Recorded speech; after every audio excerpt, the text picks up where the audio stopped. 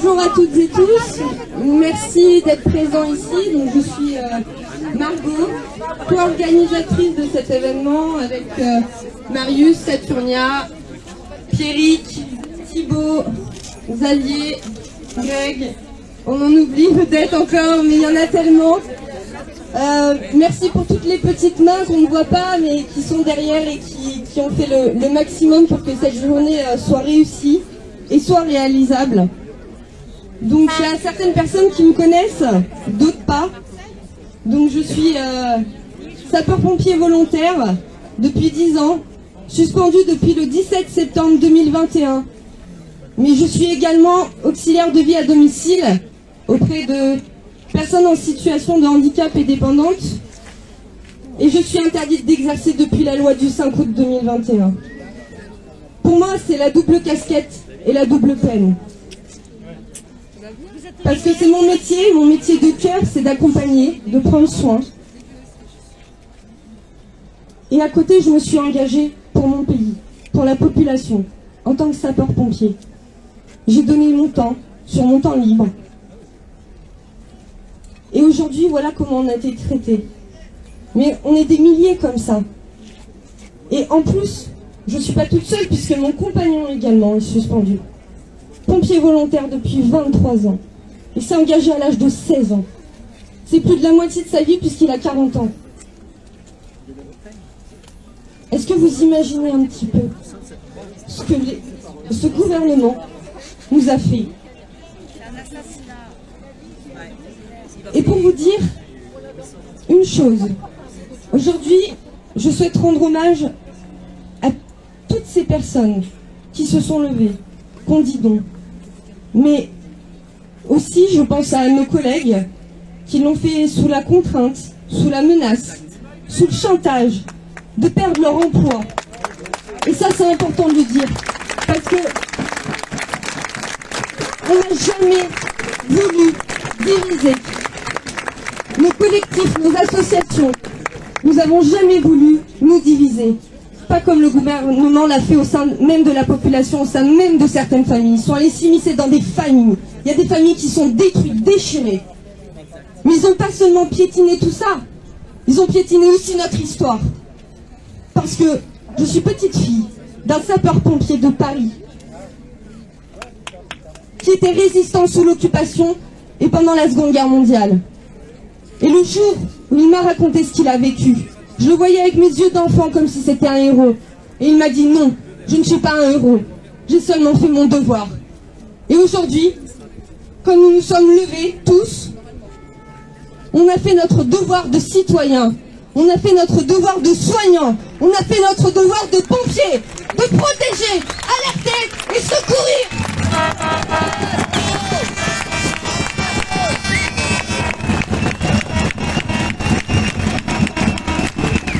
Voilà, un petit pouce et partage pour le suspendu.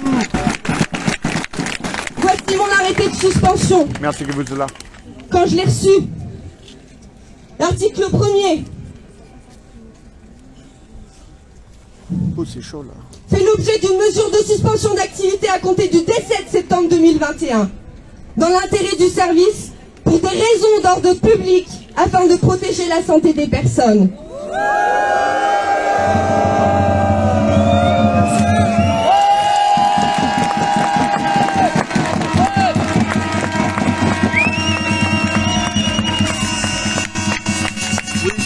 Là.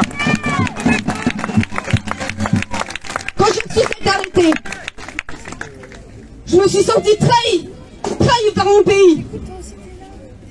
J'avais qu'une envie, c'était de me tirer une balle dans la tête, et heureusement que j'avais pas un flingue. C'est ce que j'ai dit à mon supérieur hiérarchique. Et il m'a regardé avec des yeux comme si j'étais folle. Voilà. Mais c'est ce que j'ai ressenti. Et heureusement que j'avais ma famille autour de moi. Heureusement que j'avais mon compagnon. Heureusement que je vous avais, vous toutes et tous, les collectifs, les associations, les collectifs unis. Parce que sans vous, je ne serais plus là pour parler devant vous aujourd'hui. Et malheureusement, on a des collègues qui se sont suicidés, des collègues soignants, des collègues pompiers. Et c'est inadmissible. On fait une minute aussi, ni oubli, ni pardon.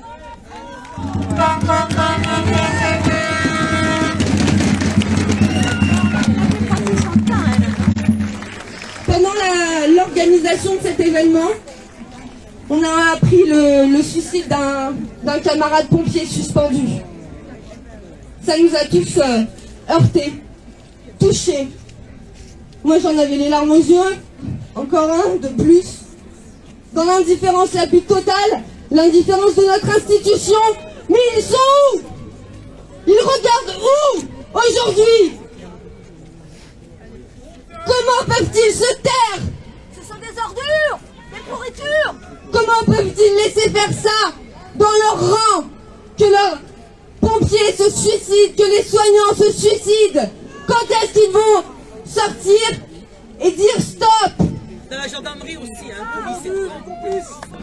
Alors, pour toutes ces personnes qui ont craqué, je vous demande de faire 1 minute de silence, s'il vous plaît.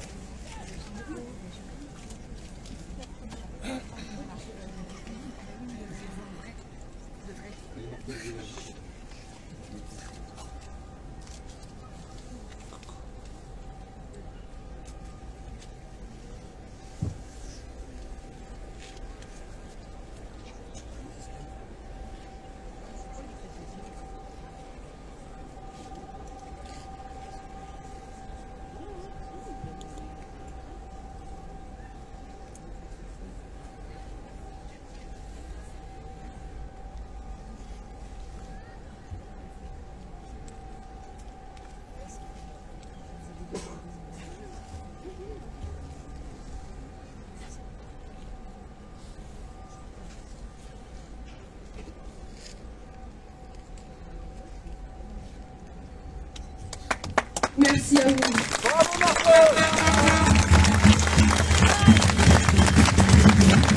Je tiens juste à dire une dernière chose. N'ayez pas peur d'être qui vous êtes. Vous êtes magnifiques. Aujourd'hui, je vois tout plein de visages. Les gens s'embrassent. Les gens se disent merci. Et c'est comme ça qu'on y arrivera. Tous ensemble, unis, sans se diviser. Et sans créer des rumeurs, ou ci, ou ça, ou dire un tel il est ci, un tel il est ça. On est tous dans le même bateau aujourd'hui. Et on doit s'unir, on est tous concernés par cette situation. L'hôpital public, ça fait des décennies que ça se dégrade. Bientôt, ça va être vos services de secours et vos services d'urgence. Dans mon département, nous sommes 85 pompiers suspendus. Nous avons déjà 4 à 5 casernes qui n'arrivent plus à tourner. Vous venez d'où, madame? Des Hautes-Alpes. Merci. Donc c'est maintenant, et c'est tout le monde, et c'est tous les citoyens. Merci à vous.